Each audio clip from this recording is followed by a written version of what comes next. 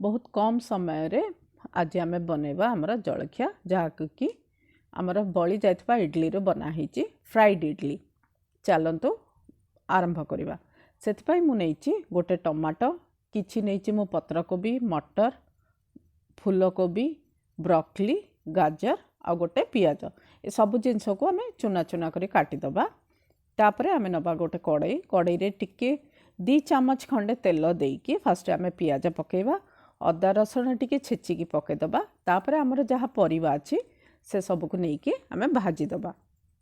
भाजी हो सारा पर से आम टिके लुण देकी तापर आम दबा आमर sauce tomato sauce soya sauce एवं आम नबा आमर चिली सॉस सबू सॉस आम गोटे गोटे चामच नहीं कि से जो आम भजा बनाचे से मिसईदबा। तापर आमर जो इडली रखीचे आम सेटा को चुना चुना कर काटी देकी यही जो आम भजा मिश्रण तैयारी करिचे सॉस सहित से मिसई देकी आम स्वाद अनुसार लुण पकेदबा। आ देखंतु केते सुंदर भावे 5 मिनिट आमर जलखिया रेडी हो गला। तो आपण को जदि आमर वीडियो भल लागला ताहले आमर चैनल को सब्सक्राइब करंतु। यही देखंतु नेक्स्ट वीडियो आमर आसची पोहा।